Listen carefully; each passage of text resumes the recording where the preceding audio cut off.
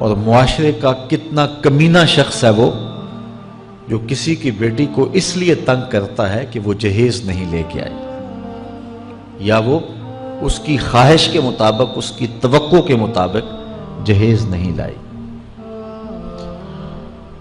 شریعت اسلامیہ نے تو نکاح کو آسان قرار دیا، اور یہ جو ہم اتنی لمبی چوڑی باراتیں لے کر کے چلے جاتے ہیں بیٹی والوں کے گھر میں، تو اسلام میں تو اس کا ایسا کوئی تصور نہیں ہے۔ 500 600 لوگ بیٹی والوں کے ہاں چلے جاتے ہیں، اور جس طرح کسی محاذ پہ جا رہے ہیں۔ نکاح فی المساجد کا رواج اگر ڈالا جائے تو ہماری زندگیاں سوکھی ہو جاتی ہیں۔ یہ جو مروج سلسلہ ہے، اس سے غریب لوگ تو پریشان ہیں ہی، امیر لوگ بھی سکھ میں نہیں ہیں۔ آج 1 کروڑ روپیہ شادی پہ خرچ آ رہا ہے، اور جس کی 4 بیٹیاں ہیں وہ ساری زندگی اسی کام میں ہی لگا رہتا ہے۔ اور غریبوں کی زندگی تو اجیرن ہے۔ غریب کی بیٹیاں سگڑ ہیں، سمجھدار ہیں، سنجیدہ و متین ہیں، پڑھی لکھی ہیں، خوبصورت ہیں، لیکن ان کے رشتے قبول اس لیے نہیں کیے جا رہے کہ ان کے پاس دینے کے لیے کچھ نہیں ہے۔ اور اب ایک سلسلہ چلا جہیز فنڈ کا اور اجتماعی شادیوں کا، تو شاید کسی کے لیے اس میں تسکین ہو، لیکن میں تو ایک مرتبہ ایسی تقریب میں گیا ہوں تو دکھی ہو کے آیا ہوں۔ ہر شخص کا اپنا مزاج ہوتا ہے، مختلف تنظیمات، مختلف لوگ غریب بچیوں کی اجتماعی شادیاں کر رہے ہیں، تو میں ایک تقریب میں مجھے کھینچ کے کچھ لوگ لے گئے۔ میں نے کہا مجھے تجربہ تو نہیں ہے، لیکن مجھے لگتا ہے کہ میرے لیے تکلیف کا سامان ہوگا، اور دوست جس مقصد کے لیے مجھے لے کے جا رہے ہیں تو ان کا مقصد بھی پورا نہیں ہوگا۔ ایسا ہی ہوا، ایک ہال میں 15 سے 20 بچیاں تھیں، اور دوسری جانب 15 سے 20 بچے تھے، اور ان کے مہمان، ان کا ہجوم تھا، اور اسٹیج کے اوپر جو کرسیاں لگی تھیں ان پر مخیر حضرات بیٹھے ہوئے تھے جنہوں نے سرمایہ لگایا اور جہیز فنڈ دیا، اور تنظیم کے لوگ آ کے اپنی کارکردگی بیان کر رہے تھے۔ تو آخر میں انہوں نے مجھے کہا کہ ہم آپ سے کچھ سننا چاہتے ہیں، تو میں نے بیٹھے بیٹھے کہا کہ میں دعا کر دیتا ہوں، لیکن ان کا اصرار بڑا، تو میں نے مائک پہ آ کے کہا کہ انسان کی زندگی میں 3 موقع ہوتے ہیں جس دن وہ مہمان خصوصی ہوتا ہے، اور سب لوگوں کی نظر اسی کے چہرے پہ ہوتی ہے۔ ایک جب وہ پیدا ہوتا ہے تو کالا کلوٹا بھی ہو تو ساری بستی اس کا منہ دیکھنے آتی ہے، اور اسے بہنیں چاند کہہ کے پکارتی ہیں، چاہے اس کا رنگ گہرا سیاہ کیوں نہ ہو۔ دوسرا موقع انسان پر اس وقت آتا ہے جب وہ دولہا بنتا ہے، تو سارے لوگ اسی کو دیکھتے ہیں، اور وہ نگاہوں کا مرکز ہوتا ہے، اور چیف گیسٹ وہی ہوتا ہے۔ اور تیسرا وقت اس کے اوپر تب آتا ہے جب وہ چٹا لٹھے کا لباس پہنتا ہے، تو سارا شہر اس کا منہ دیکھنے آتا ہے۔ تو میں نے کہا ان غریب لوگوں سے آج تم نے یہ حق بھی چھین لیا۔ آج مخیر حضرات کو اوپر بٹھایا اور ان کو نیچے بٹھایا ہوا ہے، اس لیے کہ یہ غریب ہیں، اور کسی کے چہرے کے اوپر میں نے کہا خوشی کے آثار نہیں نظر آ رہے، اداسیاں ہیں، اور اتنے لوگوں کو ان کی غربت کا گواہ بنا رہے۔ ایک دم سکوت طاری ہو گیا حال پر، چونکہ مجھ سے وہ کچھ ایسی باتیں سننا چاہ رہے تھے جس سے ان کو داد ملتی۔ میں نے کہا تمہارے جذبے اپنی جگہ پہ، لیکن کاش کے رات کے اندھیرے میں ان بیٹیوں کے ماں باپ کو تم نے کچھ پیش کیا ہوتا اور یہ اپنے گھر سے رخصت ہوتی تو عرش والا رب بڑا راضی ہوتا۔ لیکن برا کرے نمائش کا کہ ہم نے ان بیٹیوں کا تماشا لگا دیا۔ میں ایک شہر میں گیا تو وہاں آج کل وہ پہلے تھا نا عمرے کے ٹکٹ محفل نعت میں، تو آہستہ آہستہ مجمع سمٹ گیا، تو اب ایک نیا سلسلہ شروع ہوا ہے کہ جہیز کی پرچیاں نکالی جائیں گی۔ تو اسی سال آپ کے قرب میں ایک جگہ 10 کے 15 جہیز فنڈ تھے، تو مجھے خطاب کرنے کے لیے انہوں نے کہا، تو بڑے شوق سے منتظم محفل نے بتایا کہ 15 بچیوں کا جہیز بھی نکالا جائے گا، اور اس پردے کے پیچھے ہزاروں بچیاں بیٹھی ہوئی ہیں۔ تو میں نے اپنی گفتگو میں کہا کہ یہ ظلم نہ کرو، یہ زیادتی نہ کرو، تمہارے پاس 100 لوگوں کا کھانا ہے تو 500 لوگوں کو نہ بلاؤ کہ تم قرعہ اندازی کر کے 100 آدمیوں کو کھانا دے دو اور 400 آدمیوں کو کہو کہ تمہارا نام نہیں نکلا۔ تمہارے پاس 100 کا کھانا ہے تو 100 کو ہی پردے سے بلاؤ اور ان کو کھانا کھلا دو۔ میں نے کہا 10,000 بیٹیاں اس پردے کے پیچھے بیٹھی ہیں آپ کے بقول، اور آپ ان میں سے چند کو قرعہ اندازی کے ذریعے جہیز فنڈ دے رہے ہیں۔ ہر پرچی پہ 10,000 بیٹی کا دل دھڑکے گا کہ شاید میرے مقدر جاگ پڑے اور غموں کی سیاہ رات ختم ہو گئی، لیکن جب آخری پرچی کے بعد اعلان کیا جائے گا کہ قرعہ اندازی مکمل ہو گئی، تو کتنی بیٹیاں گھروں میں جب واپس جا رہی ہوں گی تو تم نہیں جانتے ان کے قدم کتنے بوجھل ہوں گے، اور رسول اللہ کا میلاد ہو اور بیٹیاں آنسو بہاتی ہوئی جائیں۔ تو میں نے کہا تم خوشیاں خریدنے لگے تھے، غم خرید لیے تم نے، خوشیاں بانٹنے لگے تھے، غم بانٹ لیے تم نے۔ تو یہ زیادتی نہ کرو، یہ جو رواج پڑ رہا ہے یہ اپنی نمائش کے لیے، خدا را آگے تم نے عمرے کے ٹکٹ بانٹے، بہت کچھ کیا لوگوں کو اکٹھا کرنے کے لیے، اور کیا کیا رنگ اپنائے گئے۔ میں نے کہا وہ اچھا تھا، چلو مجھے اس پر بھی بات ہے، لیکن چلو میں نہیں کرتا، لیکن یہ ظلم نہ کیا جائے کہ محافلات میں مجمع اکٹھا کرنے کے لیے جو ہے وہ غریبوں کی بچیاں بلا کر کے تو 10 کو آپ دے کے باقیوں کہیں کہ معذرت ہمارے پاس اتنا ہی تھا۔ تو آپ کے پاس 100 کا کھانا ہے، 100 کا پانی ہے، تو 500 پیاسوں کو نہ بلائیں، 500 بھوکوں کو نہ بلائیں، 100 کو ہی بلا کر کے پردے سے جو ہے وہ ان کی مدد کریں۔ تو میں یہ کہتا ہوں کہ ہم جہیز فنڈ دینے کی بجائے، یہ جب تک یہ حالات ختم نہیں ہوتے، ہمیں خفیہ طور پہ یہ بھی کرنا چاہیے، لیکن ساری قوم ادھر لگ گئی ہے، تو اس کی بجائے ہمارے علماء کو، ذمہ دار کو، یہ مختلف چینلز کے اوپر یہ جو ٹاکنگ ہوتی ہے اس پہ گفتگو ہونی چاہیے کہ اس رسم کو ختم کیا جائے اور معاشرے کی تربیت کی جائے کہ بیٹیوں کا رشتہ اس لیے قبول کیا جائے کہ وہ دیندار ہیں، وہ پردے دار ہیں، وہ سگڑ ہیں، وہ پڑھی لکھی ہیں اور ان کے اخلاق اچھے ہیں، یہ معیار بنایا جائے، دولت کو معیار نہ بنایا جائے۔ اس طرح معاشرے پس جائیں گے اور معاشرے کے پلے کچھ بھی نہیں بچے گا۔ اور آج اندازہ نہیں ہے ہم کو کہ جس کی بیٹیاں گھر کی دہلیز پہ جوان ہے اس کی زندگی کتنی کٹھن گزر رہی ہے۔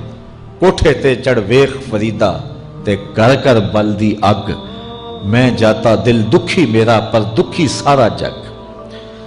تو پورا معاشرہ اس وقت اس اذیت سے، اس کڑن سے گزر رہا ہے کہ بیٹیاں جوان ہیں اور رشتے نہیں مل رہے، اور پھر اگر رشتے مل رہے ہیں تو بیٹے والوں کے نخرے ہی بڑے عجیب ہیں، اور پھر جس طرح وہ بیٹیوں کو، غریبوں کی بیٹیوں کو لونڈیاں بنا کے اپنے گھروں میں رکھتے ہیں، تو یہ ایک الگ درد کی اور دکھ کی کہانی ہے۔ میرے پاس لوگ آتے ہیں، دعا کیجئے، کاروبار نہیں ہے، معاشی بحران ہے، مالی پریشانیاں ہیں، بچے کے امتحان سر پہ ہیں، بہت سارے مسائل لے کر لوگ آتے ہیں، لیکن کوئی نہیں، لوگ حوصلے سے مصائب کا مقابلہ کرتے ہیں، کاٹتے ہیں۔ لیکن کچھ لوگ آتے ہیں دعا کے لیے تو بات کرتے ہی آنکھیں چھلکنے لگتی ہیں اور میرا دل بھی قابو میں نہیں رہتا۔ لوگ کہتے ہیں کہ حضرت دعا کرو، بیٹی سسرال میں دکھی ہے، اللہ سکھ دے دے۔ تو میں دعا بھی کرتا ہوں، لیکن میں تنہائی میں جا کے روتا ہوں کہ اس درد کا مداوع کیا ہے، اس دکھ کا علاج کیا ہے، اور معاشرہ تیزی سے اس تکلیف کی طرف بڑھ رہا ہے، اور طلاق کی شرح بھی جو ہے وہ بڑھتی چلی جا رہی ہے۔ میرے پاس ایک دن ایک صاحب آئے، ساتھ ان کی بیوی تھی، اور میں انہیں جانتا ہوں، عزت دار لوگ تھے۔ تو انہوں نے کہا کہ ہم آپ سے کوئی تنہائی میں بات کرنا چاہتے ہیں۔ تو ان کے اپنے عزیز تھے، بیٹیاں اس شخص کی زیادہ ہیں، اپنے عزیزوں میں شادی کر دی۔ تو اس وقت انہوں نے طے کر لیا کہ کوئی بات نہیں، ہم جہیز نہیں لیتے۔ لیکن وہ باپ بلک بلک کے مجھے کہہ رہا تھا کہ کتنے دنوں سے میری بیٹی گھر آ کے بیٹھی ہوئی ہے، اور وہ کہتے ہیں کہ اتنی دیر واپس نہ آنا جب تک تیرا جہیز پورا نہیں ہو جائے گا۔ میں کہتا ہوں کتنا صفاق معاشرہ ہو گیا ہے اور کتنے کٹھن حالات ہو گئے ہیں۔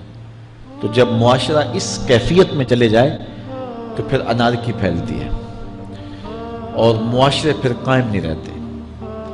تو کتنی باپ کی دہلیز پر بوڑھی ہونے والی بیٹیاں، ان کی سسکیاں، ان کی آہیں اور ان کی چیخیں اس معاشرے کو بے چین کی ہوئی ہیں۔ تو امیر لوگوں کی ذمہ داری ہے کہ وہ غریبوں کے دکھ بانٹ لیں۔ اللہ تعالیٰ ارشاد فرماتا ہے کہ فکو رقبہ او اطعام فی یوم ذی مسغبہ، کسی پھنسے ہوئے کی گردن چھڑانا یہ بڑی نیکی ہے۔ تو اس وقت غریب کی بیٹیوں کا رشتہ کوئی قبول نہیں کرتا۔ اگر کوئی نوجوان اور اگر کوئی سرمایہ دار غریبوں کی بیٹیاں قبول کر لے تو یہ اس کی مہربانی ہوگی، اور اگر یہ نہیں کر سکتا تو کم از کم ان بیٹیوں کی شادیوں کا اہتمام کیا جائے، لیکن یہ مہربانی کی جائے کہ غریبوں کی بچیوں کو نمائش گاہ میں نہ کھڑا کیا جائے اور ان کی غربت کا تماشا نہ بنایا جائے۔ رات کی تنہائی میں ان کے ماں باپ کی خدمت کی جائے تاکہ وہ اپنی بیٹیوں کو عزت سے اٹھا سکیں۔ میرے حضور نے ارشاد فرمایا وَرَجُلٌ تَصَدَّقَ بِصَدَقَةٍ فَأَخْفَاهَا حَتَّى لَا تَعْلَمَ شِمَالُهُ مَا تُنْفِقُ يَمِينُهُ، جس شخص نے تنہائی میں خیرات کی کہ دائیں ہاتھ نے جو خرچ کیا بائیں کو پتہ بھی نہ چلا، قیامت کے دن جب کوئی سایہ نہیں ہوگا اللہ اس شخص کو اپنے عرش کا ٹھنڈا سایہ عطا فرمائے۔ تو یہ جو اجتماعی شادیوں کا ماحول ہے، تو اگر اس کو ہم اس میں تبدیل کر لیں کہ غریبوں کی عزت نفس مجروح نہ ہونے پائے، تو اللہ تعالیٰ یہ توفیق نصیب فرمائے اور معاشرے کے اندر ایسے لوگ نکلیں جو معاشرے کے دکھ بانٹتے ہیں۔ اور علماء کو منبر و محراب سے زوردار آواز اٹھانی چاہیے کہ یہ جو رسم پیدا ہو گئی ہے جہیز کی، اور اس کے بغیر بیٹیاں گھر سے رخصت نہیں ہو سکتی ہیں، تو اس کو ختم کیا جائے اور اس کے خلاف عملی جہاد کیا جائے، اور اس کے لیے امیر لوگ نمونہ بنیں۔ غریب لوگ تو نمونہ بن نہیں سکتے، مشکل ہے ان کے لیے، لیکن امیر لوگ اگر نمونہ بنیں تو وہ بن سکتے ہیں اور معاشرے کے اس ناسور کو ختم کیا جا سکتا ہے، اور غریبوں کی بیٹیاں عزت سے اپنے پیا گھر سدھار سکتی ہیں، اور ان کو جو ہے ان کے ماں باپ کو تسکین کی اور چین کی نیند آ سکتی ہے۔ آج میں نے نکاح کے حوالے سے بہت ساری باتیں کرنی تھی، لیکن عنوان ادھر چلا گیا چونکہ یہ ایک سلگتا ہوا مسئلہ ہے اور ہمارے معاشرے کو کاٹ رہا ہے اور توڑ رہا ہے۔ ایک تو گھروں کی دہلیز پہ بیٹیاں بوڑھی ہو رہی ہیں، اور دوسرا شرع طلاق جو ہے وہ بڑھتی چلی جا رہی ہے۔ اس حوالے سے میں زیادہ لمبی گفتگو نہیں کرتا، صرف دو چار باتیں کہ طلاق اگرچہ مرد کا شرعی حق ہے، اور اگر نباہ نہ ہوتا ہو تو طلاق دینا ناگزیر ہو جائے تو طلاق دینا ہی پڑتا ہے، لیکن اس کے باوجود اگر کوئی شخص اپنی بیوی کو برداشت کرتا رہے تو قیامت کے دن رب کی رحمتوں کا حقدار ہوگا۔ جائز کاموں میں جو سب سے ناپسندیدہ امر ہے وہ طلاق ہے، اور جب کوئی شخص طلاق دیتا ہے اللہ کا عرش بھی ہلنے لگ جاتا ہے۔ امرأہ مردودہ اس خاتون کو کہتے ہیں جس کے شوہر نے اس کو طلاق دے دی اور وہ اس قابل نہیں ہے کہ اس کا دوبارہ نکاح ہو سکے. پہلے ہی بڑی مشکل نکاح ہوا تھا، بدصورت تھی، جہیز نہیں لا سکی تھی، تو پہلے بڑی مشکل نکاح ہوا تھا، اب طلاق ہو گئی تو اب تو اور زیادہ ہی مکان مشکل ہو گیا. تو وہ اپنے باپ کی دہلیز پہ بیٹھ گئی. آگے نکاح کا ارادہ بھی نہیں ہے چونکہ امکان باقی نہیں ہے. تو اس عورت کو شریعت میں کہتے ہیں امرأہ مردودہ، لٹائی گئی خاتون. حدیث میں آتا ہے کہ کل اس خاتون کے باپ کو اس کے گناہوں کی وجہ سے جہنم کا حکم ہوگا، تو یہ جہنم اور اپنے باپ کے درمیان آڑ بن کے کھڑی ہو جائے گی اور رب سے بحث کرے گی کہ میرے مالک تو نہ مجھے عقل دی نہ تو نے مجھے شکل دی. سسرال نے قبول نہ کیا اور خامن نے دھتکار دیا. یہ ایک بوڑھا باپ ہی تھا جو مزدوریاں کر کر کے میرا پیٹ پالتا رہا، اس کے بڑے گناہ ہوں گے لیکن مالک میں تو اس کو جہنم میں نہیں جانے دوں گی. اللہ سے لڑائی کرے گی، بحث کرے گی، اللہ اکبر، الجھاؤ پیدا کر دے گی. حدیث میں آتا ہے اللہ اس خاتون کی سفارش مان کے اس کے بوڑھے باپ کو جنت عطا فرما دے. اگر طلاق دینا ناگزیر ہو جائے، بہت ضروری ہو جائے طلاق دینا اور اس کے بغیر کوئی دوسرا راستہ نظر نہیں آ رہا، تو پھر بھی 3 طلاقیں اکٹھی نہ دیں. ایک طلاق دے دیں، اور ایک طلاق دینے کا فائدہ یہ ہوگا کہ 3 مہینے کے بعد عورت فارغ ہے، آگے نکاح کرنا چاہے تو کر سکتی ہے.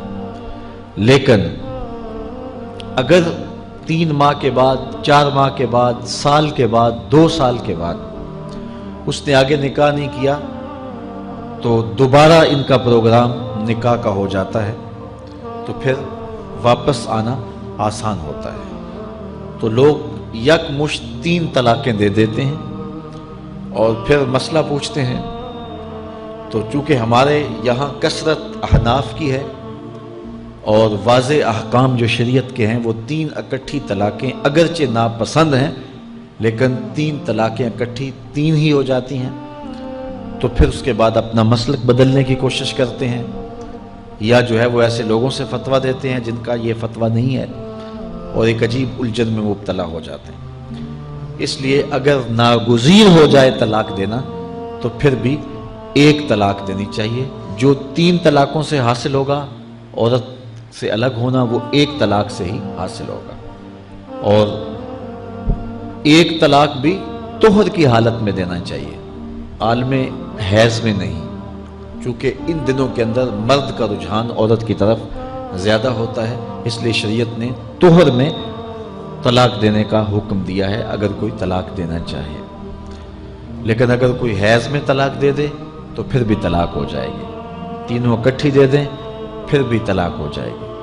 لیکن 1 طلاق اور وہ بھی طہر میں اگر دی جائے، ہاں مہینے کے وقفے کے بعد دی جائے تو پھر بھی موقع موجود ہوتا ہے. تو عمومی طور پہ لوگ 3 طلاقیں اکٹھی دے کے بعد میں پریشان ہوتے ہیں، کیونکہ طلاق دینے کے بعد پھر پوزیشن سوچ کی اور گمان کی اور ہوتی ہے. تو یہ ضروری باتیں تھیں. کار ما آخر شدو آخر ز ما کار نشد.